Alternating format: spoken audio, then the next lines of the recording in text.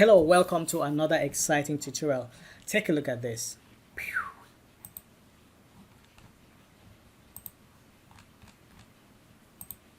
Wow, isn't that cool? That is one of the most recent feature of OxyMade. I've talked about OxyMade before.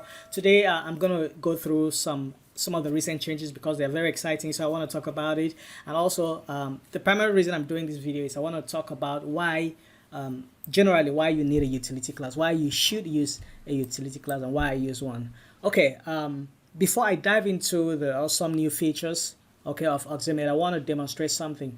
I want to talk about why. So why do I use utility classes? In my recent tutorial, I've had to use utility classes in the process of the tutorial, and of course I know some people might prefer would prefer that I use the default Oxygen way, by going into the settings and doing everything. Today I want to show you three reasons I use utility classes. Number one, is a great time saver. Let's say we want to create a card. Okay, so I already have my container here and I have a card. Okay, so I want to create a 3-column card. Now I want to start doing this the normal way. Let's see how long it's going to take me. I want to try to be as quick as possible. Okay, so and that would mean probably adding classes to the stuff because I want to do it the right way. So I'm going to duplicate this section so that we can have this other section on edited. So I want to work with this. So let me just rename this to native. Okay, native section. We're gonna use the native way, and then we're gonna use this. I'm using OxyMate for this. Okay, so let's start. I'm going to time myself, okay, and then I'm going to see how long it's going to take me to create this thing normally and how long it's going to take to use utility class. All right, let's go. Okay, so all right, the first thing I'm going to do is I'm going to set that to all right, okay, set it to 33%. Okay, alright, set that to 33%, and then for this section I want to make this section, give it a light, that kind of background color. So before I do that, I'm gonna give this a class of card. Okay, all right, let me just say C card. All right, because end card. Okay, so these are the things that's native. All right, native card. I'm gonna call this so because I've already given it 33%, I want to copy that style there and then delete the styles from there, and then I'm gonna call this end card. Okay, image. Okay, and also I'm gonna call this end card content.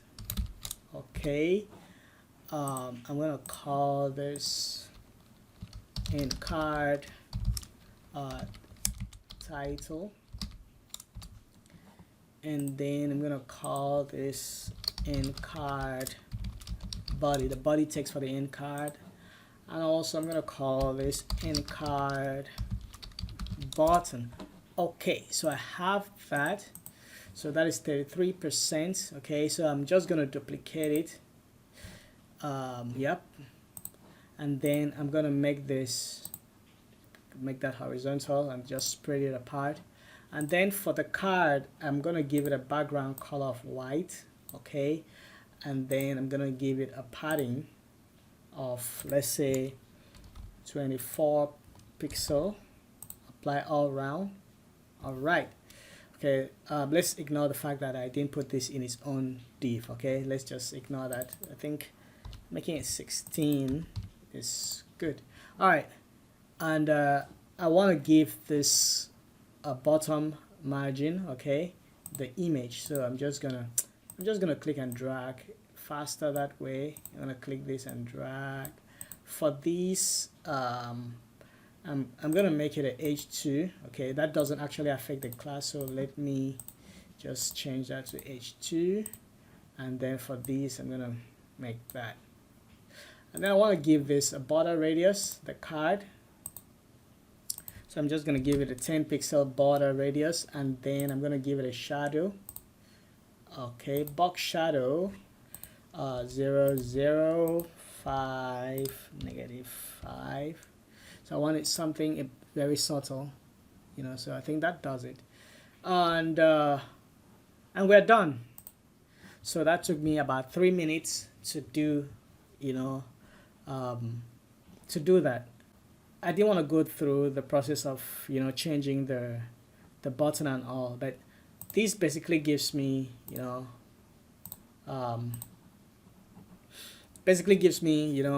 what I want. Okay, so now we're going to do the same thing. I'm going to do the same thing with the OxyMade. Okay, so let me just move this to the top. Okay.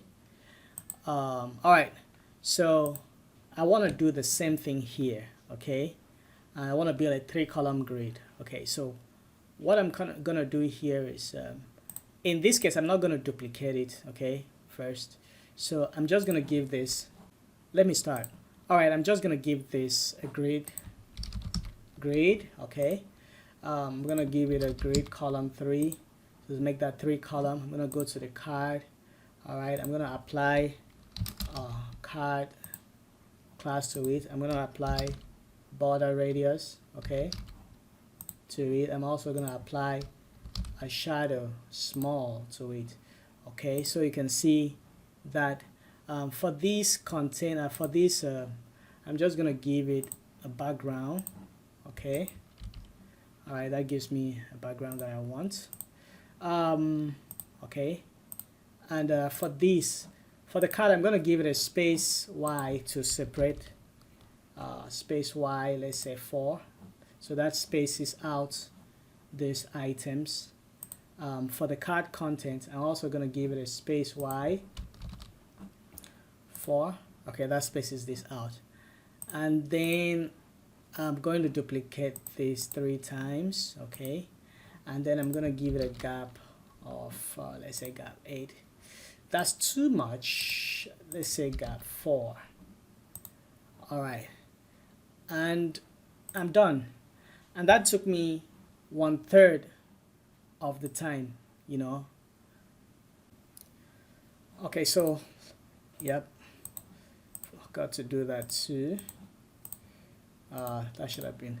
So it cuts down the time it takes me to, you know, to set this up, you know, like 1/3 of the time, you know. So this is one of the reasons it makes the work faster. You know, the second thing is that it makes the work easier. For instance, if I want to have my button, okay, I can just apply my primary button class to it, and automatically what it does is that it just applies my primary colors that I've already set up. Okay, so it's really cool, you know. So all I need to do is just to apply that primary button class to it, and then it gives me what I want. Okay, so talking about making the work easy, you know, I want to show you something. Now let me just delete all this. Okay, let me put a section there. All right, whenever you set up your Oxygen, you know, website, you know, sometimes you have to go into the settings and set up your global styles, and sometimes it could take quite a while. Now the framework comes with, you know, all this responsive setting for the typography. Everything is already set up. The paddings are set up, everything is set up. So it's really saves time. Okay, it makes it easy to just jump in and start working and not worry about anything. So if you're applying margins, paddings to anything, you realize that these things are scalable. Okay, so you don't have any issues with, you know, the paddings that you are applying. So if I have a class, you know, with an image, okay, and then I apply, maybe, yeah, I have that div, I apply that padding, okay, let's say padding 12. Okay, so if I go to my smallest breakpoints, you know, that padding would have reduced. You know, I don't have to manually adjust it. They are responsive. Okay, so that is one of the reasons, you know, I use this, because it just saves me the time, makes the work easier. I want to talk about the different classes, okay, that, you know, is available here. So if I duplicate this,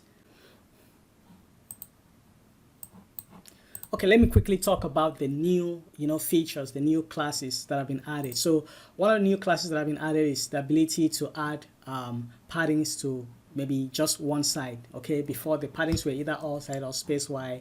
Okay, so they have so let me take away this. Okay, so I can have that like padding right. Okay, so I just add padding to one side. I can have padding bottom, and I kind of like the way they name this stuff. It makes it easy. Just PB, padding bottom, padding right, margin top, MT. So it is really easy to remember the names. And then another thing is you have the section paddings. Now sometimes since the sections already comes with responsive paddings. Okay, these responsive paddings are applied by the OxyMade framework automatically. Once you install all the sections, any sections you put on your page comes with this automatic responsive paddings. But you have a new class. Okay, there are new classes now. You can take away that section. So you type section padding top 0. So you could just remove that from the section. Okay, and I find this very useful because using the framework, I've run into issues where I want to remove the padding from the section and then I have to come here to manually do it. And I think I really like the fact that they have all this, so you have padding top small, so you just want to reduce it a bit, and most of the time it's just those two things that I need, either to take it off completely or to make it smaller, and this is just a perfect solution. Okay, so if I remove that, you see sometimes in mobile you don't want it to be like this, so they just have that very useful. So you can have padding bottom small, okay, and also padding top small, or you could just remove it all together. So this is very, very useful addition to the classes. Then another utility class that they have is the margin top. Okay, so you have the margin top, you have the margin left. Okay, so they have this new margin top and margin left utility classes added. Let's not go into that. We know what that does. Okay, so another thing I want to take a look at is the Autogrid, and this is really very, very fantastic feature. Now let's say we have this a picture like this. By the way, let me just add something there to make it just look cool. All right, so we have this picture here, and then we want to apply so we have like 3 of them. Okay, so let me do it, 3 of them. Okay, so we have that, and then I'm going to select the container, and then I'm going to apply an auto an auto grid. So I will just type here auto. Okay, so I want it to be 3 columns, and the auto grid automatically. Now what it does is, what's the difference between the auto grid and the normal grid? If you remember, when I was setting up those cards, I had to apply the grid class, and then I had to apply the grid column. Okay, so let me just take out this paddings.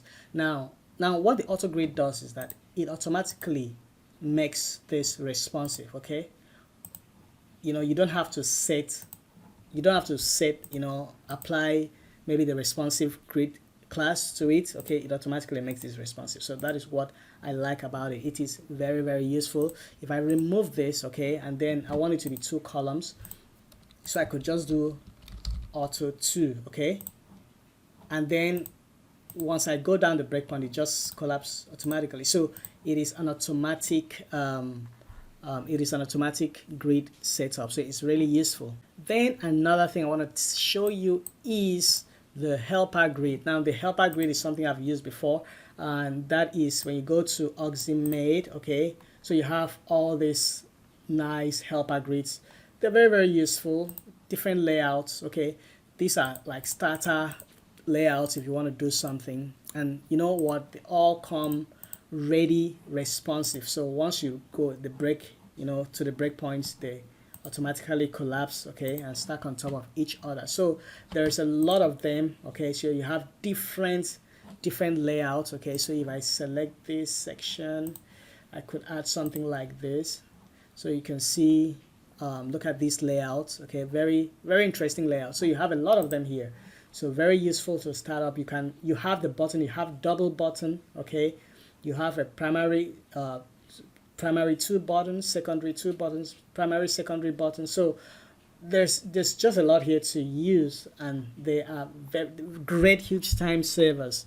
Now let's just jump to the back end and see what's new at the back end. Now at the beginning of this video, I showed you this awesome awesome dark mode, and that is the new one of the new features, enable dark mode toggle. So you can enable the dark mode, and then you can manage a whole lot of customization options here, and you can have dark mode CSS. So anything you want to, you know, customize, you know, in the dark mode, you can add the CSS here. And how this works is that the dark mode, what it does is this.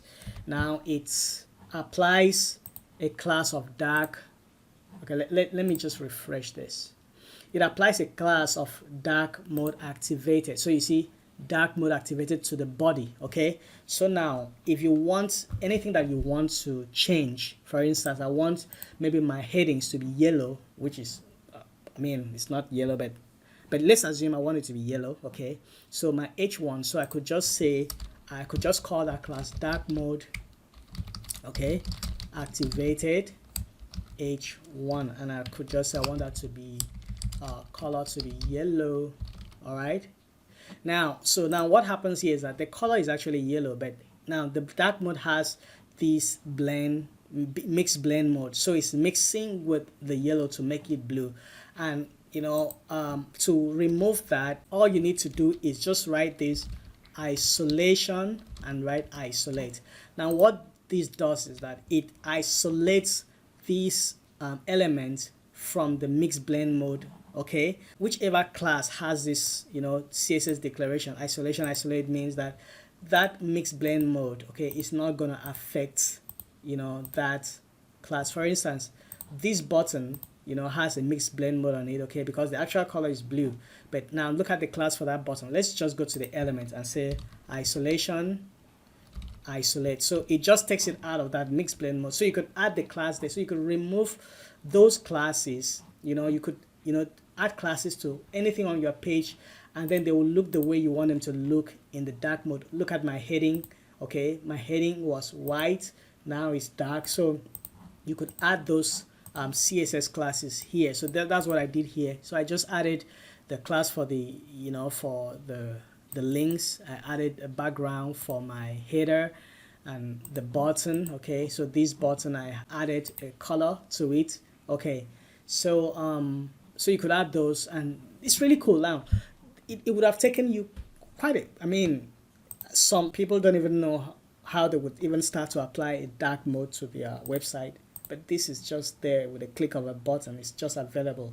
I believe all this can be customized. The icons, you have a whole list of icons you can use here. Okay, the mix color, so many, the transition, there's just a lot of things going on here. Okay, so so yeah, that is one cool feature that has come with OxyMade. Now let's go to another one.